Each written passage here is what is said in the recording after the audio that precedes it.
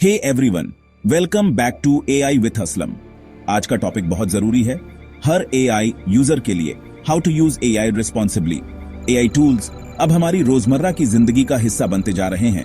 Chatbots और personal assistants से लेकर स्मार्ट होम सिस्टम्स और कंटेंट जनरेटर्स तक, लेकिन इस पावर के साथ रिस्पॉन्सिबिलिटी भी आती है। चलिए समझते हैं रिस्पॉन्सिबल एआई यूज का मतलब क्या है और एआई यूज करते वक्त किन बातों का ध्यान रखना चाहिए। रिस्पॉन्सिबल एआई यूज मतलब आर्टिफिशियल इंटेलिजेंस का इस्तेमाल एथिकल, सेफ, फेयर और ट्रांसपेरेंट तरीके से करना। बात सिर्फ एआई के काम करने की नहीं है, बात है कि हम इसके साथ कैसे इंटरैक्ट करते हैं, ट्रस्ट करते हैं और बिना किसी हार्म या मिस इन्फॉर्मेशन के इस्तेमाल करते हैं। की principles of responsible AI use transparency पता होना चाहिए। एआई क्या कर रहा है और क्यों। एक्यूरेसी, ये मत मानो कि एआई हमेशा सही होता है। प्राइवेसी, पर्सनल और सेंसिटिव इंफॉर्मेशन को प्रोटेक्ट करो। बायस अवेयरनेस, एआई में ह्यूमन बायसेस रिफ्लेक्ट हो सकते हैं, use it critically. Accountability, AI के आउटपुट के लिए आप जिम्मेदार हैं। एआई पावरफुल है लेकिन गलतियां भी कर सकता है। इंपॉर्टेंट इंफॉर्मेशन को हमेशा वेरीफाई करें, खासकर न्यूज, हेल्थ, लीगल या फाइनेंशियल डिसीजंस के लिए एआई यूज करते समय। इसे एक टूल समझो, फाइनल अथॉरिटी नहीं। एआई टूल्स डेटा से सीखते हैं।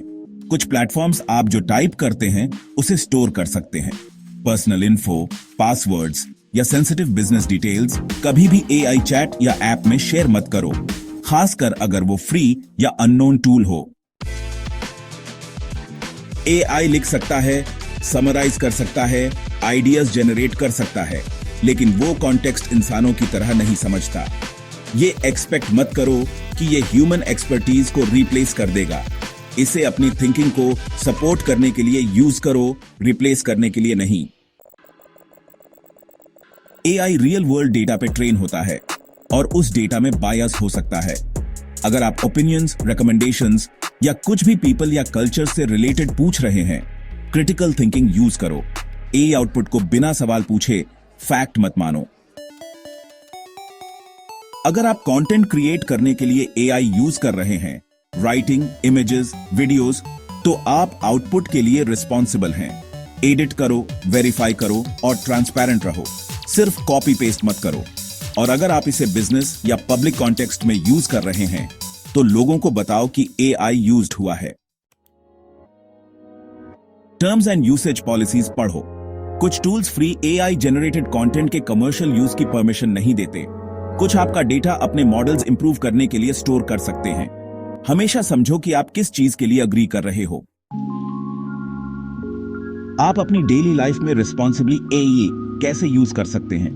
ईमेल्स लिखने के लिए एआई से ड्राफ्ट करवा लो, लेकिन ऑलवेज पर्सनलाइज करो। रिसर्च सपोर्ट के लिए एआई से इन्फो समराइज करवा लो, लेकिन सोर्सेज वेरीफाई करो। स्मार्ट असिस्टेंट्स रिमाइंडर सेट करने या स्मार्ट होम कंट्रोल करने के लिए यूज करो, लेकिन क्रिटिकल टास्क्स के लिए रिलाई मत करो। एआई आर्ट या इमेजेस क्रिएटिवली यूज करो, लेकिन अगर शेयर या सेल कर रहे हो तो ट्रांसपेरेंट रहो। लर्निंग सपोर्ट के लिए समरीज और प्रैक्टिस क्वेश्चंस के लिए ग्रेट है, लेकिन चीट मत करो या लर्निंग बाईपास मत करो। जैसे जैसे एआई हेल्थ केयर, एजुकेशन और पब्लिक सर्विसेज में इंटीग्रेट होता जाएगा, रिस्पॉन्सिबल यूज की जरूरत और बढ़ेगी। गवर्नमेंट्स, डेवलपर्स और यूजर्स सबका रोल है ऐसे एआई बनाने में जिस पे हम ट्रस्ट कर सकें। एआई यहां रहने वाला है। ये हमारा टाइम सेव कर सकता है, क्रिएटिविटी स्पार्क कर सकता है और अपॉर्चुनिटीज ओपन कर सकता है, लेकिन सिर्फ तभी जब हम इसे रिस्पॉन्सिबली यूज करें।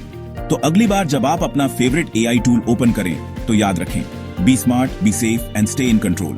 अगर इस वीडियो ने आपको रिस्पॉन्सिबल एआई यूज समझने में हेल्प की तो लाइक बटन दबाओ, सब्सक्राइब करो और बेल आइकॉन ऑन करो।